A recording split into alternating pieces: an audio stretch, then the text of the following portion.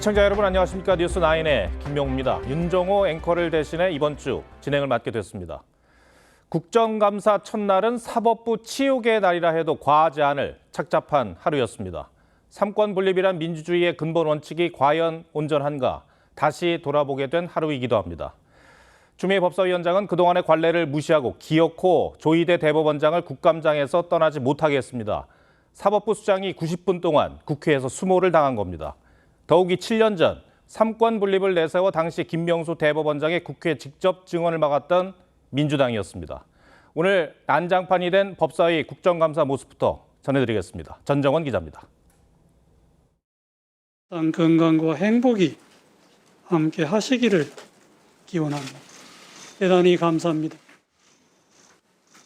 기관장으로서 인사말을 마친 조희대 대법원장이 자리로 돌아가자 추미애 법사위원장이 돌연 조 대법원장을 참고인 신분으로 전환하더니 질의응답을 강행합니다. 증인 선서 전에 참고인이 되시는 거죠. 참고인으로서 의원들의 질의.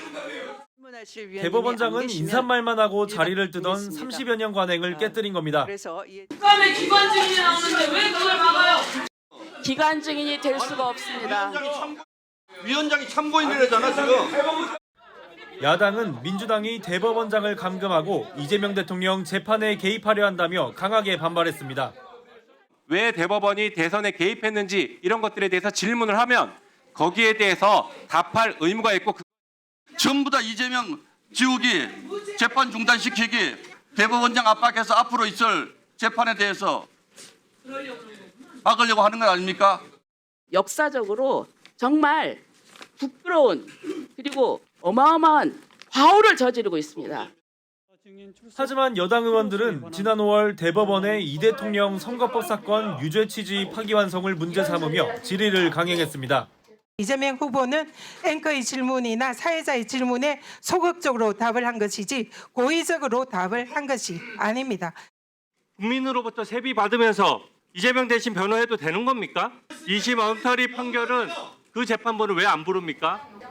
보다 못한 천대엽 법원행정처장이 발언하려 했지만 기회를 얻지 못했습니다. 위원장님 말씀 좀 드리면 되지 않을까요? 네, 진행은 위원장이 합니다. 조 대법원장은 질의에 답을 하지 않은 채 90여 분간 묵묵히 앉아 있다가 퇴장했습니다. TV조선 전정원입니다. 민망할 정도로 추락한 국회 수준을 보는 것도 고역이었습니다. 사법부 수장을 상대로 한 질의 내용 자체도 고개를 갸우뚱하게 만든 게 많았습니다. 특히 윤석열 정부가 친일 대법원을 만들기 위해 조희대 대법원장을 임명했다는 주장이 나왔고 일본의 도요토미 히데요시를 빗댄 합성 사진까지 만들어 들어보이기도 했습니다. 이번에도 근거는 제보란 것밖에 없습니다. 이어서 이채림 기자입니다. 무소속 최혁진 의원이 일본 무사와 조희대 대법원장을 합성한 사진을 흔듭니다. 임진왜란의 주범인 도요토미 히데요시의 이름을 바꿔 조요토미 히데요시라고 대법원장을 조롱한 겁니다. 법여권 위성정당 출신으로 지난 6월 강요정 대변인의 비례의원직을 승계한 최 의원은 윤석열 정부가 일본 대법원을 만들려 했다는 주장을 들고 나왔습니다. 일본의 입맛에 맞는 인물을 대법원장으로 추천한 것입니다. 윤 정부가 자신들의 무조건적 친일 행보를 뒷받침하기 위해서 조 대법원장을 추천한 건 윤 전 대통령 장모의 측근이란 주장도 했지만 제보란 거 외에 근거를 제시하진 않았습니다. 추천한 사람이 김건희의 계부 김이라고 합니다. 일본 황실가와 깊은 인연이 있고 서영교 의원은 대법관들이 전원 합의체 판결 전 구내 식당에서 함께 식사한 걸 문제 삼기도 했습니다. 4월 23일 대법관들이 모여서 밥을 먹고 4월 24일 날 표결했어요. 이재명 대통령 후보를 날려보내려고 한 겁니다. 야당에선 또 근거 없는 음모론이냐고 비판했습니다. 열린공감TV 가서 방송하세요. 모든 사법부에 대한 압박이 가짜뉴스에 기반한 소위 제보라고 하는 것에 근거를 들어주지 않을까 정말로 기대했습니다. 개딸들이 보는 유튜브에 대한 어떤 본인의 정치적인 장사만 하고 있는 것이 아닌가 하는 생각이 들었고요. 최 의원 등의 주장에 대법원은 별다른 입장을 밝힐 계획이 없다고 했습니다. TV조선 이채리입니다. 조희대 대법원장은 인사말을 통해 6분여 동안 작심 발언을 쏟아냈습니다. 정의와 양심을 벗어난 적이 없다며 여권의 대선 개입 의혹을 반박했고 법관에 대한 증인 출석 요구에 대해서도 삼권 분립 체제를 가진 법치국가에선 예를 찾아볼 수 없다고 일축했습니다. 조 대법원장의 국회 발언은 이태희 기자가 전합니다. 조희대 대법원장이 굳은 표정으로 발언대에 섰습니다. 조 대법원장은 취임 때부터 세운 신속재판 원칙을 재차 강조한 뒤 지난 5월 이재명 대통령 선거법 사건 판결이 대선 개입이란 여권의 주장을 반박했습니다. 헌법과 법률에 따라 직무를 수행해 왔으며 정의와 양심에서 벗어난 적이 없음을 분명히 말씀드립니다. 조 대법원장이 이 문제에 대해 육성으로 입장을 밝힌 건 처음입니다. 현직 법관들을 증인으로 세우려는 움직임에 대해서도 헌법과 국정감사법 등을 들며 조목조목 지적했습니다. 국정감사가 진행 중인 재판에 관여할 목적으로 행사돼선 안 되고 현행법상 재판부 합의 과정도 비공개가 원칙이란 겁니다. 앞서 민주당 주도로 두 차례 청문회와 법사위 국정감사에 현직 법관들을 호출했는데 재판 개입은 물론 삼권 분립 침해가 될 수 있다는 겁니다. 양심에 따라 재판을 하는 것이 위축되고 재판 사항에 대해 법관을 감사나 청문의 대상으로 삼아 증언대에 세운 예를 찾아보기 어렵습니다. 천대엽 법원행정처장도 삼권 분립을 지켜달라고 호소했습니다. 초등학교 들어갈 때 이제 그 교과서에서부터 이제 삼권 분립, 국회에 대한 존중 이런 부분이 갖다가 이 자리에서도 실현되는 모습을 저희들도 원한다는 말씀을 좀 드리고 싶어서. 조 대법원장은 관례대로 밤 10시쯤 국감장에 돌아와 마무리 발언을 할 예정입니다. TV조선 이태희입니다. 사법부 수장이 국감장에서 초유의 일을 겪은 날 법원 분위기는 어땠을까요? 대법원장이 전례 없는 수모를 당하자 사법부에서는 성토가 쏟아졌습니다. 이나라 기자가 법원 분위기를 살펴봤습니다. 조희대 대법원장이 국감장에서 집중 포화를 맞자 법원 내에서는 격앙된 반응이 나왔습니다. 대법원이 대선 한복판에 뛰어들었다는 여당 의원 발언에 대해 한 부장판사는 결론이 명백한 사건이라면 왜 1심과 2심 결론이 정반대로 나왔겠느냐고 되물었습니다. 또 선출 권력이 되면 뭐든지 다 할 수 있다는 위험한 발상이라고 비판했습니다. 또 다른 부장판사도 민주당이 아예 작정을 하고 나왔다는 생각이 들었다며 사상 초유의 사태라고 했습니다. 그러면서 대통령도 끌어내렸는데 대법원장이 별거냐는 식의 태도는 이해하기 어렵다며 사법부 독립을 훼손한 역사적인 날로 기억될 것이라고 성토했습니다. 또 다른 현직 부장판사는 재판 결과가 마음에 안 든다는 이유로 심판하려고 하면 과연 누가 나라를 위해 정상적인 결정을 하겠느냐며 입법 독재이자 삼권 분립의 완전한 무력화라고 했습니다. 국회와 분리된 사법권은 또 하나의 축이에요. 오늘 민주당 행태는 전형적으로 위헌적인 절차적 정의를 무너뜨리는 일방적인 인민재판이다. 입법부가 사법부를 아래로 내려다보는 모습이 생중계되면서 법원 분위기는 침통했습니다. TV조선 이나라입니다. 조희대 대법원장이 국회에서 굴욕을 당한 건 아시는 것처럼 이재명 대통령 상고심 결과 때문입니다. 대법원은 대선 전 이 대통령 선거법 사건을 유죄 취지로 파기환송했었죠. 여당은 졸속심사라고 주장하지만 대법원은 조목조목 반박하는 답변서를 국회에 냈습니다. 어떤 내용인지 이광희 기자가 전합니다. 이재명 대통령 선거법 사건의 파기환송이 졸속이었던 민주당 주장이 이어집니다. 3심에서 단 이틀 만에 표결합니다. 이런 사건이 이 세상에 있습니까? 제가 지난번에도 말씀드렸지만 3월 28일 날 이제 항소심 선고가 되고 그 대법원에 접수가 되고 천대엽 법원 행정처장이 설명하려 했지만 말을 잘라버립니다. 민주당 주장의 핵심은 대법원이 지난 4월 22일 전원합의체 회부를 알린 지 이틀 만에 표결을 했고 단 9일 만인 5월 1일 선고를 해 사건 검토를 제대로 했을 리 없다는 겁니다. 이에 대해 대법원은 지난 3월 28일 소송 기록이 접수된 직후부터 대법관 전원이 한 달간 기록을 검토해 심리했다는 답변서를 냈습니다. 전원합의체 회부를 4월 22일 외부에 공개한 것이지 이미 회부돼 있었다는 겁니다. 대법원은 1, 2심의 절차 지연과 엇갈린 실체 판단으로 유례 없는 혼란과 사법 불신이 불거졌다며 대다수 대법관이 신속한 절차 진행이 필요하다고 판단했다고 했습니다. 그러면서 조희대 대법원장에 대한 여당 공세엔 대법원장 독단으로 심리 일정이나 판결 선고 결과를 결정하는 건 불가능하다고 반박했습니다. TV조선 유광입니다.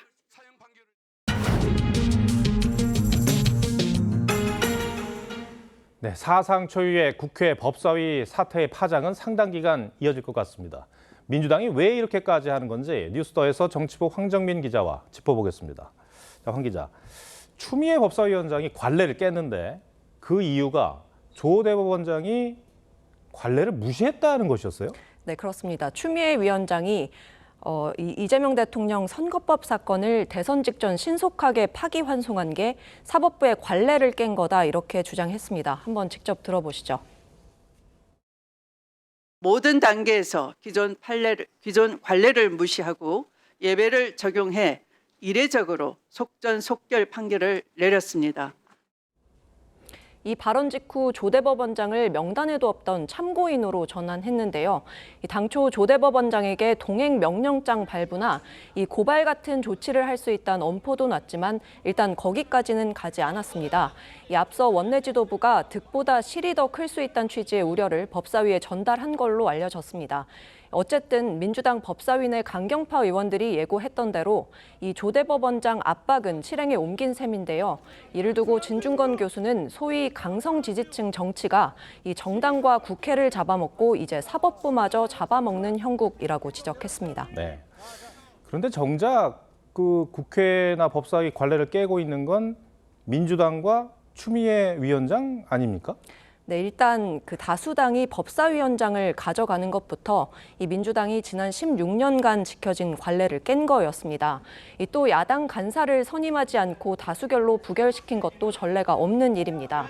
오늘은 대법원에서 온 답변서를 야당 의원들에겐 공유하지 않은 게 논란이 됐는데요.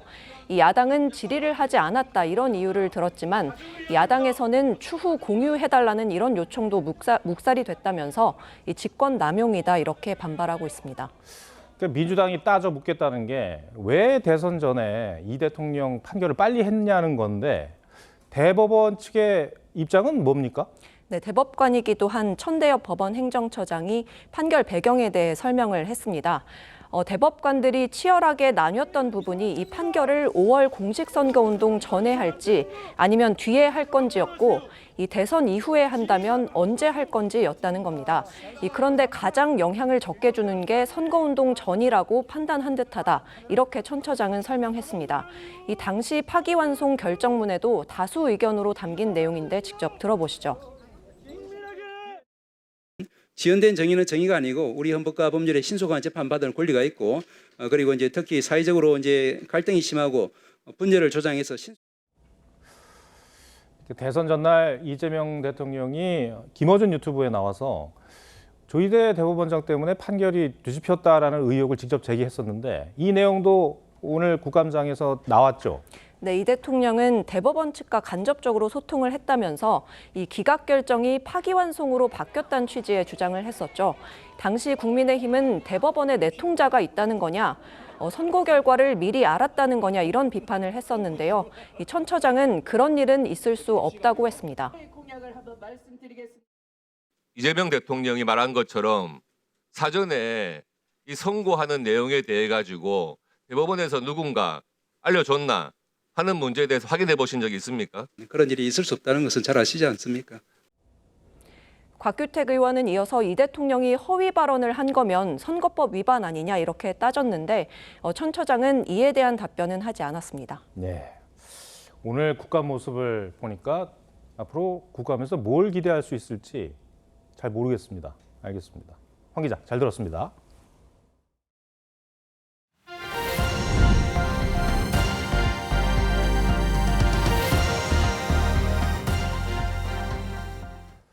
캄보디아에서 한국인 대학생이 고문을 당해 숨진 사건 충격이 가시질 않는데 이 사건의 파장도 커지고 있습니다.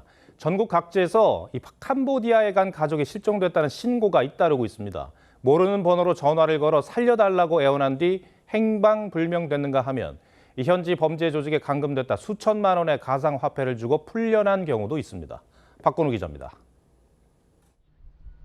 광주에 살던 20대 남성이 캄보디아에서 실종됐다는 신고가 접수된 건 지난 8월 중순입니다. 10일 전쯤 가족들에게 모르는 번호로 전화를 걸어 살려달라고 말한 뒤 연락이 끊겼다는 겁니다. 이 남성은 2달 전 가족들에게 돈을 벌어오겠다며 태국으로 출국한 뒤 캄보디아로 건너간 사실이 확인됐습니다. 소속하게 안 되니까 제가 찾고 있는 거죠. 소속하게 안 돼요. 캄보디아에 있는 걸로만 알고 있지.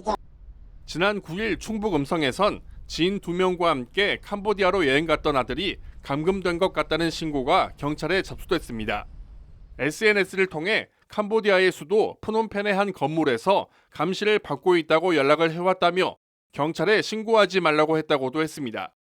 경찰은 감금된 3명 가운데 1명의 계좌가 보이스피싱 범죄에 이용된 정황을 파악했습니다. 추정으로는 보이스피싱을 하러 나갔을 가능성이 매우 높다. 그거 보고요. 그 친구들이 이제 고액 알바 이런 큰 돈을 벌 수 있다는 그 광고를 보고. 제주도의 한 20대 청년은 가족들이 3,500만 원 상당의 몸값을 가상화폐로 범죄 조직에 보내고서야 풀려나기도 했습니다. 대구와 대전, 경북 경주와 상주 등 전국에서 캄보디아로 출국한 가족이 실종된 것 같다는 신고가 끊이지 않는 상황. 경찰은 납치 감금 등의 한국인 피해를 전수조사하는 방안을 검토하고 있습니다. TV조선 박고루입니다. 이재명 대통령이 총력 대응 지시를 내린 뒤 관계부처가 분주하게 움직이고 있습니다만 앞선 정부 대응과 관련해 아쉬운 점이 많습니다. 이 한국인 대학생이 숨지기 2달 전인 지난 6월 이미 국제인권단체 앰네스티는 캄보디아 내 광범위한 범죄 실태를 자세하게 보고서로 펴냈습니다. 여기엔 한국인 피해자에 대한 증언도 언급됐다고 합니다. 이나영 기자가 보도합니다. 국제인권단체인 앰네스티가 지난 6월 발표한 200여 쪽짜리 보고서입니다. 18개월 동안 캄보디아 전역을 조사한 결과 최소 53곳의 인신매매 불법 사기 시설이 확인됐고 10만 명 이상이 범죄 조직에 연루됐다고 추정했습니다. 약 50명의 생존자 증언도 담았는데 이들은 몸이 시퍼렇게 될 때까지 맞았다고 털어놨습니다. 특히 한국인 피해자를 봤다는 범죄 피해자의 증언도 담겨 있습니다. 이미 넉 달 전 캄보디아 범죄단지 내부의 감금과 고문이 국제적 이슈로 떠오른 겁니다. 경북 예천 출신 한국인 대학생이 캄보디아에서 참혹하게 숨진 채 발견되기 2달 전에 국제적 경고가 있었던 겁니다. 하지만 유재성 경찰청장 직무대행이 주재한 대책회의는 오늘에서야 처음 열렸습니다. 캄보디아에서 체포된 중국인 용의자가 2년 전 대치동 학원가 마약 음료수 살포 사건에 연루됐다는 얘기가 온라인에서 퍼지고 있지만 경찰은 아직 사실 여부를 확인하지 못했습니다. 인신매매에 이런 범죄가 창구를 한다라고 하는 보고서도 많았고 정보 수집과 분석 자체가 제대로 이루어지지 못했기 때문에 경찰의 대응도 함께 늦어졌다. 경찰은 인터폴을 통해 대응하고 있다면서도 캄보디아와의 협력이 원활하지 않다고 했습니다. TV조선 이나영입니다. 이 문제는 국회 국정감사에서도 주요 의제로 다뤄졌습니다. 이례적으로 여야 모두 정부의 부실 대처를 질타했는데 이 조현 외교부 장관은 특별기를 띄워 피해 한국인들을 귀국시키는 방안을 협의 중이라고 했습니다. 신경희 기자가 보도합니다. 외교부 국정감사에 출석한 조현 장관에게 여야 의원들은 모두 신속한 대책을 요구했습니다. 대통령의 특단의 대책이 뭐예요? 특단의 대책이 있으면 미리 빨리 했으면 좋겠죠. 공군 1억이라도 보내야 되는 거 아니에요? 우리 국민 300명이 지금 심각한 생명 안전의 위협을 느끼고 있는 상황인데 이거보다 더 심각한 상황이 있습니까? 특히 야당은 캄보디아 대사가 공석인 점을 문제 삼으며 직무유기라고 비판했습니다. 정무위 국정감사에선 경찰 또는 군사작전이 필요하다는 주장도 나왔습니다. 캄보디아 군경과 지금 협조해서 우리 군사작전을 지금 벌여야 된다고 저는 생각하는데. 조현 외교장관은 안타까운 사건이 일어난 데 대해 매우 죄송스럽게 생각한다며 특별기 투입 등을 위해 캄보디아 정부와 필요한 조치를 취해 나가겠다고 밝혔습니다. 우리가 인력을 보내가지고 거기에 지금 귀국할 인원들을 전부 비행기로. 대통령실도 위성락 국가안보실장 주재로 관련 태스크포스를 구성하고 오늘 첫 회의를 열었습니다. 인도적 조치 차원에서 위험에 처한 우리 국민들의 송환이 신속히 이루어져야 한다며 당국의 조속한 대응을 당부했습니다. 대통령실은 또 필요하다면 단계적 송환이라도 검토할 것이라며 가능한 인원만이라도 빠르게 송환하겠다고 했습니다. TV조선 신경입니다. 김건희 의혹 특검 조사를 받다 숨진 양평군 공무원이 지인과의 통화에서도 특검의 강압 수사를 토로한 걸로 알려졌습니다. 이 통화 녹취는 이미 공개된 자필 메모 외에 더 직접적으로 고인의 상황을 알 수 있는 자료입니다. 유족 측이 특검을 고발할 준비에 들어간 가운데 특검은 모든 수사 방식을 재점검하겠다는 입장을 밝혔습니다. 조유진 기자의 보도입니다. 지난 10일 숨진 채 발견된 양평군청 소속 공무원은 특검 조사를 받은 뒤 강압적 수사를 토로하는 메모를 작성했습니다. 그 메모 자체가 불법 수사, 강압 수사, 심야 수사 다 들어가 있잖아요. 자필 메모 외에도 고인이 지인에게 특검 수사 상황에 대해 털어놓은 통화 녹취가 있는 것으로 전해졌습니다. 여기에는 특검이 회유하고 압박했다는 취지의 발언이 담긴 걸로 전해졌습니다. 특히 특검 수사관이 당시 양평군수였던 김성교 의원과 연루된 진술을 이미 받았다면서 자신을 회유했고 멍한 상태에서 그렇게 없는 얘기를 진술했다고 말한 것으로 알려졌습니다. 고인 측 박경호 변호사는 조서와 진술서, 심야조사 동의서에 대한 열람 신청서를 특검에 우편으로 보낸 데 이어 민중기 특별검사와 수사관들을 직권남용 혐의로 고발할 방침입니다. 김건희 특검팀은 현재까지 강압 수사 정황은 발견되지 않았다면서도 고인을 수사한 관계자들에 대해 감찰에 준해 철저히 조사하고 있고 모든 사건의 수사 방식을 재점검하겠다고 밝혔습니다. TV조선 조유진입니다. 숨진 양평군 공무원의 유서를 놓고도 논란입니다. 앞서 유서를 유족에게도 공개하지 않았다는 주장이 제기되자 경찰은 뒤늦게 유족들에게 원본을 열람하게 했습니다. 부검 과정에서 유족의 동의를 얻었는지를 놓고도 말이 엇갈리고 있습니다. 김승돈 기자가 취재했습니다. 유서는 지난 10일 고인과 함께 자택에서 발견됐습니다. A4 용지 20여 장으로 국민의힘이 공개한 한 장짜리 메모와는 다른 겁니다. 특검의 압박과 회유가 있었다는 메모보다 더 상세한 내용이 일기 형식으로 쓰여져 있는 것으로 알려졌습니다. 종이뭉치하고 핸드폰하고 가져갔어요. 고인의 변호인은 경찰이 압수한 유서를 보지 못했다고 주장하고 있습니다. 경찰은 고인의 형에게 동생의 글씨가 맞는지 등을 확인하기 위해 공개했고 필적 감정을 국과수에 의뢰했다고 밝혔습니다. 하지만 야당이 나서 비판하자 수사 기법상으로는 원본은 돌려주고 사본만 수사기관이 가진다고 합니다. 그런데 왜 유서를 공개하지도 않고 유족들에게 왜 돌려주지도 않습니까? 경찰은 오후에 유족이 국과수에 와서 유서를 열람하고 사본을 가져갔다고 밝혔습니다. 부검을 놓고도 시끄럽습니다. 변호인은 유족이 부검을 원치 않는다고 했지만 경찰은 동의했다고 말했습니다. 유족도 처음에는 이제 반대를 했다가 설명을 해주니까 유족도 동의를 했습니다. 국과수는 부검 결과 타살 등의 범죄 혐의점은 없다는 1차 구두 소견을 내놨습니다. 유족 측은 내일 발인을 진행할 예정입니다. TV조선 김승도입니다. 숨진 공무원의 자필 메모를 처음 공개했던 국민의힘은 공세 수위를 높이고 있습니다. 강압 수사 여부를 밝히겠다며 특검에 대한 특검법을 당론 발의했습니다. 특검팀을 국감장의 증인으로 세우려고도 했지만 민주당의 반대로 무산됐습니다. 정치권 움직임은 김창섭 기자가 보도하겠습니다. 긴급 의원총회를 연 국민의힘 의원들은 숨진 공무원을 애도한다는 의미로 상복을 입었습니다. 반인륜적 인권 말살, 폭력수사 규탄한다! 규탄한다! 규탄한다! 규탄한다! 의총 직후엔 국회 내 설치한 양평군 공무원 임시 분향소를 찾아 단체 조문했습니다.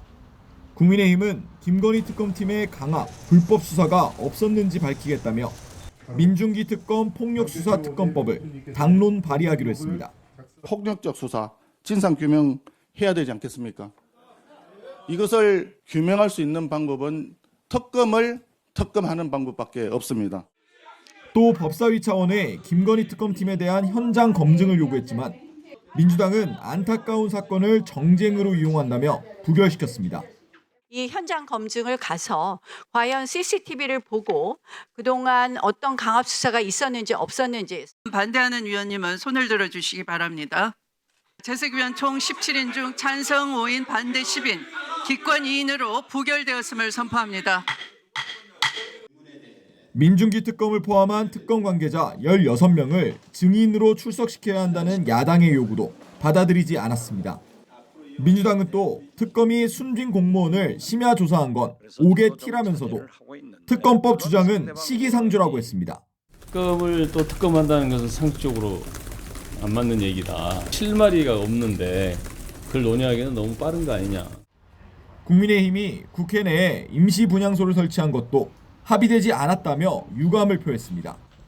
TV조선 김차섭입니다. 계엄 당일 대통령실 CCTV 영상이 한덕수 전 국무총리 재판에서 공개됐습니다. 특검팀은 계엄 방조의 증거라고 주장했지만 한 전 총리 측은 거듭 부인했습니다. 일각에선 보안시설 내부를 중계한 게 과연 적절하냐는 지적도 나왔습니다. 송무빈 기자입니다. 계엄 선포 직전인 지난해 12월 3일 밤 10시 18분쯤 윤석열 전 대통령이 국무위원들에게 뭔가 설명합니다. 특검은 한 전 총리가 윤 전 대통령의 설명에 고개를 끄덕이며 동조하는 모습을 보였다고 했습니다.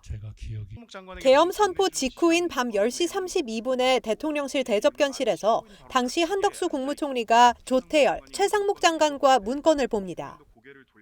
30여 분 뒤 이상민 전 행안부 장관과 대화를 한 뒤 뒷주머니에 문건을 집어넣습니다. 한 전 총리는 지난 2월 헌법재판소에서 문건을 보거나 받은 적이 없다고 했습니다. 대통령실에서 계엄과 관련된 문건을 보거나 받은 기억이 없습니다. 특검은 한 전 총리가 위증을 했다고 주장했습니다. 특검은 한 전 총리가 손가락 4개를 펴보인 김용현 전 장관과 대화하는 모습을 공개하며 불법 계엄 선포에 가담한 증거라고 주장했습니다. 대통령에게 국무회의를 하자거나 국무위원들의 말을 들어보라는 건의를 한 상황은 전혀 확인되지 않고 의사종족수 4명을 채우기 위해 긴밀히 협의. 한 전 총리는 비상계엄을 막으려 했다고 직접 반박했습니다. 국무위원들이 전부 다 제거하셔야 된다. 이 비상계엄은 안 된다 하는 의견들을 대통령께 집무실에서 개별적으로 말씀드리고 대통령실 내부 CCTV 영상은 군사 기밀이지만 특검이 경호처 해제 절차를 거쳐 32시간 분량 가운데 20분 정도를 법정에서 재생했습니다. 국가 안보와 관련된 사항들이 많을 수 있기 때문에 공개하지 않을 수 있거든요. 이렇게 공개하는 것 자체가 재판을 쇼로 만드는 위험이 있다. 재판부는 CCTV는 경호처가 재판 중계 동의 취지로 특검에 회신했다고 했고 특검은 재판부가 국민의 알 권리를 고려한 것으로 안다고 했습니다. TV조선 송무빈입니다. 이재명 대통령이 어제 세관 마약 수사 외압 의혹을 수사하는 검경 합동수사팀에 백혜룡 경정을 투입하라고 지시했죠. 그런데 의혹을 제기한 사람이 직접 수사를 맡는 게 적절하냐는 비판이 계속되고 있습니다. 법조계 반응을 류태영 기자가 취재했습니다. 안녕하십니까. 백혜룡 경정은 2년 전 인천 세관 직원들의 마약 밀수 연루 의혹을 수사하던 중 윤석열 정부 대통령실과 경찰 고위층의 외압을 받았다고 주장했습니다. 마약 외압 사건의 피해 당사자는 영등포 수사팀이 아니고 백혜룡 경정입니다. 어제 이재명 대통령이 수사 외압을 수사하는 검경 합동수사팀에 백경정 파견을 지시하자 법조계에선 의혹 제기 당사자가 수사 주체가 되는 건 결론을 정해놓은 편파 수사가 될 거란 비판이 나왔습니다.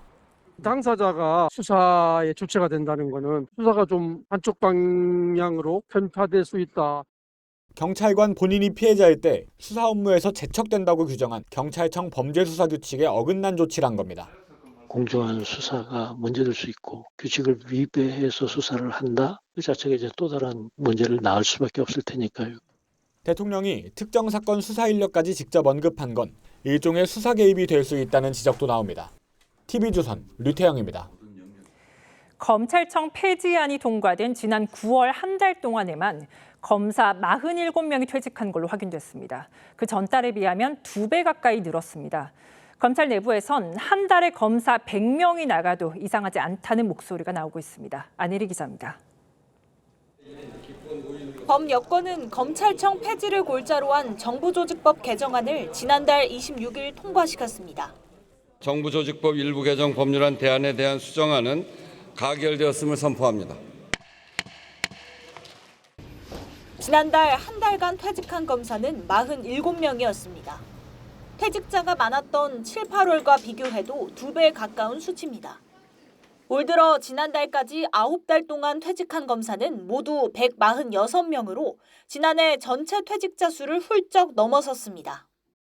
한 부장검사는 내년에 문 닫는다고 공시한 회사에 누가 남아있겠느냐며 한 달에 100명이 나가도 이상하지 않고 이미 현장은 붕괴 상태라고 했습니다. 또 다른 부장검사는 보람도 외부의 공감도 사라져 더 버티기 어렵다며 수사할 맛도 안 나는데 누가 기록을 꼼꼼히 보겠느냐고 했습니다. 검찰의 기능이 거의 없어진 셈이니까 직무에 대한 자긍심도 더 이상 찾을 수가 없는 상황이 된 거죠. 지난해 판사로 전직한 검사는 13명이었는데 올해는 32명으로 2배 이상 증가했습니다. TV조선 안혜리입니다. 한 아파트 엘리베이터에서 아래층 주민이 위층에 사는 일가족에게 흉기를 휘둘러 다치게 했습니다. 평소 층간소음 문제로 다툼이 있었다고 합니다. 장혁수 기자입니다. 경찰이 아파트를 빠져나가는 차량을 멈춰 세웁니다. 운전자를 확인하고 나서야 차량을 통과시킵니다. 오늘 오전 7시 25분쯤 이 아파트에서 30대 남성이 자신의 집 위층에 사는 일가족에게 흉기를 휘둘렀습니다. 아파트 벽에는 여전히 가해 남성이 흉기를 휘두른 흔적이 남아 있습니다. 위층에 살던 40대 부부가 수련회에 가는 초등학생 딸을 배웅하기 위해 함께 엘리베이터를 타고 내려오던 길이었는데 가해 남성이 아래층에서 기다렸다 범행을 저지른 것으로 파악됐습니다. 일가족은 엘리베이터가 중간에 열린 틈을 타 이웃 세대로 피신해 목숨을 건졌지만 3명 모두 부상을 입고 병원으로 옮겨졌습니다. 저희가 갔을 때는 1층에서 봤고요. 가족들 전부 7층에서 엘리베이터 내린 거 맞아요. 경찰은 범행 50분 만에 가해 남성의 집 현관문을 강제 개방하고 들어갔는데 남성은 이미 숨져 있었습니다. 가해 남성은 위층과 층간소음 문제로 갈등을 빚어온 것으로 알려졌습니다. 네. 아파트 측에서는 방법을 하는데 아파트 측에서도 개입을 할 수가 없는 어려운 문제고. 경찰은 피해자들의 상태가 호전되는 대로 정확한 사건 경위를 조사할 계획입니다. TV조선 장혁수입니다. 지난주 긴 연휴 내내 비가 내렸는데 이번 주에도 가을비가 계속 내립니다. 최근 한 달 새 내린 비의 양은 평년의 2배라고 합니다. 이번 주 후반 비가 그치면 기온은 한 자릿수로 뚝 떨어질 전망입니다. 임서인 기자입니다. 세차게 쏟아지는 비에 우산을 쓴 시민들이 발걸음을 재촉하고 서울 청계천 산책로는 출입이 통제됐습니다. 놀려고 나왔는데 다시 이렇게 또 비가 오니까 급하게 우산을 사러 갔다 오고 좀 많이 오락가락한 날씨인 것 같아요. 지난 11일까지 한 달 동안 수도권에 내린 비는 평균 370.8mm로 평년 강수량의 3.5배가 넘습니다. 전국적으로도 평년의 2배가 내렸습니다. 장마가 여름을 건너뛰고 가을에 찾아온 듯한 모습입니다. 비가 계속 일주일 내내 내리고 있어서 저는 이제 장마라고 생각해요. 여름에 비가 많이 안 내렸어서 지금 그 비가 다 내리는 것 같아가지고. 남쪽에서 부는 따뜻하고 습한 공기와 북서쪽에서 내려오는 차고 건조한 공기가 충돌해 비구름대가 만들어졌기 때문입니다. 내일까지 수도권에 최대 40mm, 충청권엔 최대 70mm, 강원도엔 120mm 이상 많은 비가 예상됩니다. 이번 주 수요일과 목요일, 금요일과 토요일에 전국에 걸쳐 비가 내리겠고 이후에는 북서쪽에서 남하한 찬 공기의 영향을 받겠습니다. 비가 그친 뒤 북쪽에서 찬 공기가 내려오면서 다음 주부터 아침 기온이 10도 아래로 떨어지는 곳이 많겠습니다. TV조선 임서인입니다. 올해 여름 우리나라에 영향을 미친 태풍 하나도 없었습니다. 관측사상 3번째로 이례적인 일입니다. 이유가 뭔지 혹시 가을에 태풍이 오는 건 아닌지 신유만 기자와 따져보겠습니다. 신 기자, 올해 아직까지 태풍이 안 왔잖아요. 이유가 뭡니까? 네, 장마를 조기 종식시켜버렸을 정도로 강력한 북태평양 고기압이 여름 내내 한반도 상공을 장악했기 때문입니다. 7월 초부터 서쪽에 티베트 고기압까지 합류해서 한반도에 열돔 현상이 생겼었죠. 그러다 보니 열대 저기압인 태풍이 한반도로 미처 다 북상하지 못한 채 중국과 일본 쪽으로 휘어져 나가버린 겁니다. 결과적으로 1988년과 2009년에 이어 관측사상 세 번째이자 16년 만에 태풍 없는 여름으로 기록되게 됐습니다. 태풍이라는 거는 고기압을 뚫고 지나가지를 못해요. 가장자리를 삥 둘러서 갈 수밖에 없어요. 태풍이 세긴 하지만 우리 북태평양 고기압이라든지 티벳 고기압이 큰 고기압에 비하면 되게 작거든요. 그렇군요. 보통 태풍이 9월까지는 그래도 왔던 것 같은데 그러면 이제 태풍은 안 온다고 봐야 합니까? 아직 안심하기는 이릅니다. 온난화로 수온이 올라가서 한반도 주변의 바다가 평년보다 2도에서 4도 정도 높은 상태입니다. 또 태평양은 10년을 주기로 동쪽과 서쪽의 기온이 극적으로 바뀌는데 올해는 우리 쪽이 뜨거워지는 차례입니다. 수온이 높을수록 수증기량이 늘고 태풍은 더 풍부한 에너지를 공급받게 되는데요. 해수면 온도가 1도 상승할 때 태풍의 강도는 3%에서 5%까지 증가한다는 연구 결과도 있습니다. 수면 온도가 높아진다라고 하는 건 강한 태풍이 발달할 수 있는 환경이 좀 더 좋아진다라고 볼 수는 있습니다. 기압계 상황이 언제라도 변하게 돼서 태풍이 우리나라 쪽으로 향하게 될 수 있는 환경들은 장담하기 어렵기 때문에 앞으로 한 10월 달까지는 좀 더 지켜봐야 될 필요가 있습니다. 네, 태풍이 또 올 수도 있다는 건데 우리가 기억할 만한 강력한 가을 태풍이 있었습니까? 네. 2016년 10월 태풍 차바 기억하실 겁니다. 바람이 매우 강했는데 순간 최대 풍속이 초당 56.5m로 역대 4위를 기록했습니다. 2019년 10월의 태풍 미탁은 경북 동해안과 강원 영동 남부에 300mm 이상의 기록적인 폭우를 뿌렸습니다. 그렇군요. 가을 태풍만의 특징이 있는지도 궁금한데요. 네, 과거에 우리나라는 가을 태풍의 영향을 거의 받지 않는 나라였지만 2010년대 이후 한반도에 직접 영향을 미치는 10월 이후 태풍의 빈도가 점점 늘고 있습니다. 보시는 것처럼 2013년에 다나스를 시작으로 총 4건의 10월 태풍이 한반도에 직접 그리고 꽤 큰 영향을 미쳤습니다. 가을 태풍이라는 것 자체가 기후변화로 인해서 새롭게 등장하고 있는 현상인 만큼 예측 불허하다는 점이 문제입니다. 또 한반도에 직접 영향을 주진 않더라도 북서태평양에는 11월까지도 간헐적으로 태풍이 발생하고 있는데 이 태풍들이 간접적으로 많은 비를 내리고 해안 지역에 너울성 파도를 일으키기도 해서 주의가 필요합니다. 네, 기후 위기가 태풍의 시기까지 바꿔놓고 있는 것 같습니다. 신 기자 잘 들었습니다.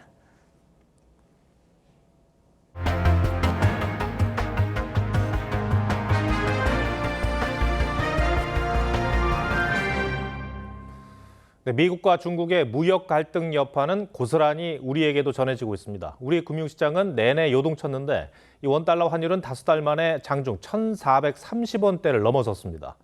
외국인들의 증시 이탈로 코스피도 3,600선이 무너졌습니다. 노도일 기자가 보도합니다. 서울역의 한 무인 환전소. ATM 화면에 1달러를 살 때 시세가 1,454원으로 표시돼 있습니다. 치솟는 환율에 달러를 미리 사두려는 움직임도 보입니다. 원화가 약해지니까 자산 배분 차원이라고 했나? 그렇게 사실. 오늘 원달러 환율은 장중 1,434원까지 치솟으며 5개월 만에 최고치를 경신했습니다. 미중 무역 갈등이 재점화할 조짐을 보이자 안전자산인 달러로 자금이 몰리는 겁니다. 중국, 미국 간의 관세 협상에 대한 격화 양상이 덧붙여지면서 경기 둔화에 대한 우려로 달러는 강세 흐름이. 중국의 히토류 수출 통제에 미국이 관세 100% 추가 부과로 맞서면서 그 불똥이 우리 금융시장으로 튀고 있는 모양새입니다.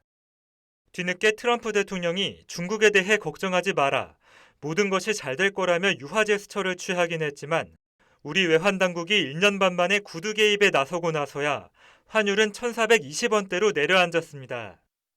코스피도 외국인이 7,400억 원 넘게 팔아치우면서 하루 만에 3,600선이 무너졌습니다. 특히 히토류가 없으면 생산 차질을 빚는 삼성전자와 SK하이닉스 등 반도체주의 낙폭이 컸습니다. 향후 APEC 정상회담에서 미중 무역 분쟁이 해소되고 한미 관세 협상의 청사진이 제시돼야 환율이 안정될 거란 전망이 나옵니다. TV조선 노도일입니다. 서울을 중심으로 집값이 가파르게 오르자 정부가 이번 주에 다시 고강도 대책을 내놓기로 했습니다. 새 정부 출범 넉 달 만에 세 번째입니다. 서울 전역을 규제 지역으로 묶는 파격적인 방안이 거론되고 있습니다. 최수용 기자입니다. 국토위 국감에선 서울 집값 급등 책임을 놓고 남탓 공방이 벌어졌습니다. 지금 용산 대통령실에서 각자 모여서 자아 비판 대회라도 해야 되는 거 아닙니까? 부동산 정책이라는 게 한두 달 새에 정리되는 게 아니기 때문에 오히려 좀 지난 과거로부터 흘러온 문제라고 보는 게 맞을 거다. 김 장관은 집값 띄우기 엄단과 규제 지역 확대도 언급했습니다. 규제 지역은 늘어납니까? 일단 불가피하다는 생각을 하고 있고요. 좀 구체적인 방도에 대해서는 세부적인 검토를. 현재 강남 3구와 용산구로 묶여있는 조정 대상 지역을 서울 전역과 경기 일부 지역까지 넓히는 방안이 검토되고 있는 것으로 알려졌습니다. 이렇게 되면 주택담보대출 한도는 집값의 70%에서 40%로 줄어들고 취득세와 양도소득세 부담도 커집니다. 한 금융당국 관계자는 규제 지역을 폭넓게 지정해야 대출 규제 효과가 크다는 의견을 국토부에 전달했다며 일부 지역만 핀셋 규제하진 않을 것으로 본다고 말했습니다. 집값 억제 효과 없이 풍선효과만 키웠던 문재인 정부의 전철을 밟지 않겠다는 의지로 해석됩니다. 기획재정부는 세금 강화 가능성을 내비쳤습니다. 세제 건드리게 되나요? 어떻게 되나요? 일단 방향성은 저희들이 발표를 하게 될 것 같습니다. 전문가들은 수요 억제책으론 집값을 일시적으로 잡을 수 있을 뿐이라며 획기적인 공급 대책이 절실한 시점이라고 지적했습니다. TV조선 최수용입니다.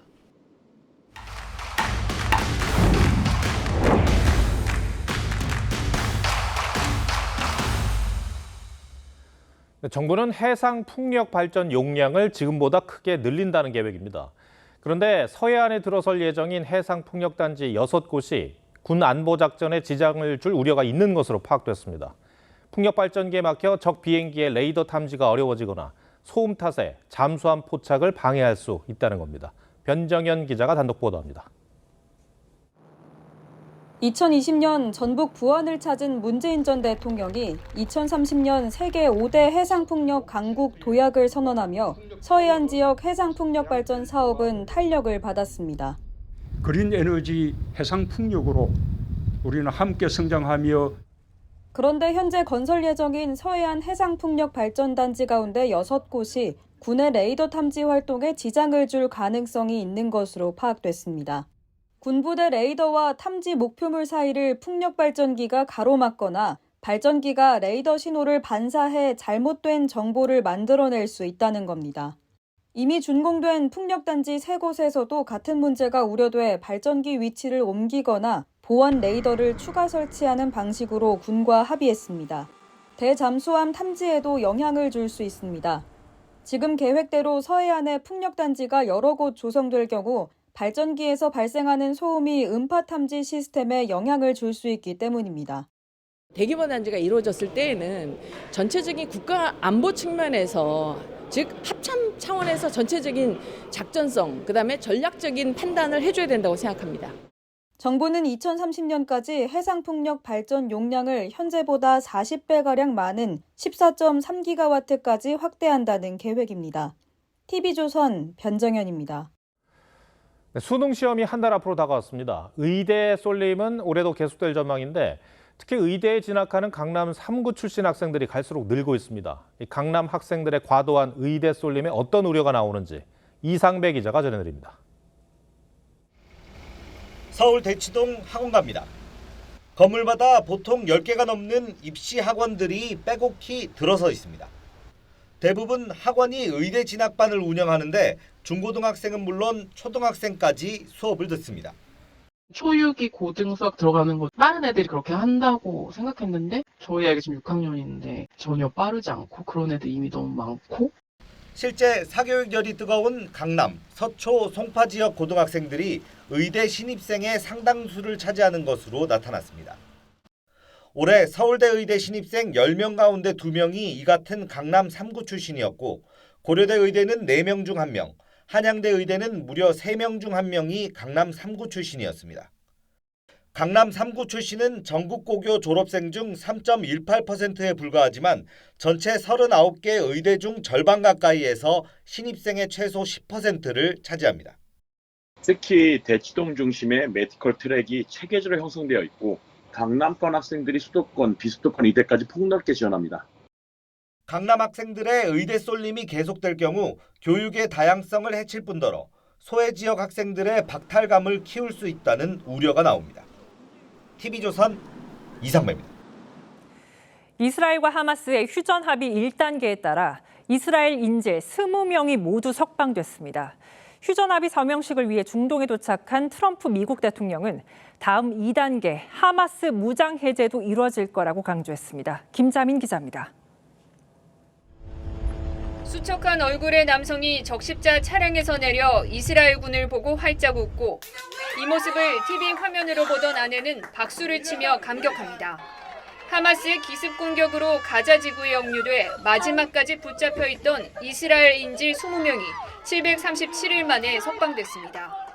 I'm really thrilled to have Alon soon with us. 새벽부터 시민 수십만 명이 모인 텔아비브의 광장은 환호와 감격의 눈물로 가득 찼습니다. Thank you, Mr. President. Thank you, Trump. 인질 석방에 맞춰 팔레스타인 수감자 약 2,000명도 풀려났습니다. 이스라엘에 도착한 트럼프 대통령은 하마스가 2단계 평화안인 무장해제 계획에 따를 것이라며 국제사회의 우려를 일축했습니다. Today the skies are calm, the guns are silent, the sirens are still, and the sun rises on a holy land that is finally at peace. 트럼프 대통령은 이집트로 이동해 영국과 독일, 프랑스 등 20개국 정상이 참여하는 중동 평화회의를 주재하고 평화안 합의 서명식을 가질 예정입니다. 이스라엘과 하마스가 종전안에 첫 단추를 끼웠지만 하마스 무장 해제와 이스라엘군의 완전 철수를 골자로 하는 2단계 평화안은 협상 자체가 순탄치 않을 거란 전망이 나옵니다. TV조선 김자민입니다. 미국 동부 해안에 강력한 폭풍이 다가오고 있습니다. 이 때문에 한인들이 많이 사는 뉴저지주에는 비상사태가 선포됐습니다. 멕시코에서도 열대성 폭풍으로 물난리가 나면서 40여 명이 숨졌습니다. 이정민 기자입니다. 주택가 인근이 완전히 물에 잠겼습니다. 현지 시간 12일 강력한 비바람을 동반한 폭풍이 미국 동부 연안으로 접근해 오면서 이 지역 전체에 비상이 걸렸습니다. This area is going to experience some major flooding today and into Monday. And officials and business owners here are taking no chances, putting sandbags in place, telling people to stay ready. 최대 시속 100km의 강풍과 130mm의 물폭탄이 예보된 뉴저지주는 비상사태를 선포했고 미 기상당국은 13일 저녁까지 뉴욕시와 롱아일랜드에 해안 홍수주의보를 발령했습니다. 콜럼버스의 날 연휴를 맞아 여행객이 몰린 주요 공항들에도 대규모 지연 사태가 발생했습니다. 이번 폭풍은 13일 밤 미 동부 연안을 빠져나갈 전망입니다. 지난주부터 열대성 폭풍 프리실라와 레이몬드가 잇따라 강타한 멕시코에서도 피해가 속출했습니다. Llegó metro y más de metro y medio de alto a todo lo que es comedor y todo el restaurante, comida, cocina, comedor, baños, área de juegos, área privada, todo está. 전국 32개 주 가운데 31개 주에 비가 내려 산사태와 홍수가 잇따랐고 베라크루스주에서만 18명이 숨지는 등 지금까지 44명이 사망했습니다. 멕시코 정부는 139개 피해 마을 지원을 위해 국가 비상위원회를 가동했습니다. TV조선 이정민입니다.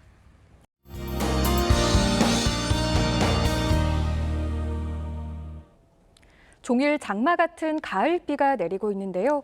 내일까지 전국 대부분 지역에 비가 내리겠습니다. 내일 새벽까지 강원 영동과 경북 동해안에 시간당 20mm 안팎의 강한 비가 예상됩니다. 이번 비는 내일까지 강원 영동과 경북 북부 동해안에 최대 80mm 이상, 영남 지방은 20에서 60mm, 서울과 수도권은 5에서 30mm의 비가 내리겠습니다. 다만 내일 오후부터 비는 점차 소강 상태를 보이겠습니다. 내일 아침 기온 서울 15도로 오늘과 비슷하고요. 내일 한낮 기온 서울 20도, 대구 21도로 쌀쌀하겠습니다. 내일까지 동해상을 중심으로 물결이 매우 높게 일겠고 모레까지 동해안과 제주 해안을 중심으로 너울이 유입되겠습니다. 이번 주 내내 비가 내렸다 그치기를 반복하겠습니다. 일요일부터는 기온도 뚝 떨어지면서 초겨울 같은 날씨가 예상됩니다. 날씨였습니다. 10월 13일 월요일 뉴스9 마치겠습니다. 시청해 주셔서 고맙습니다.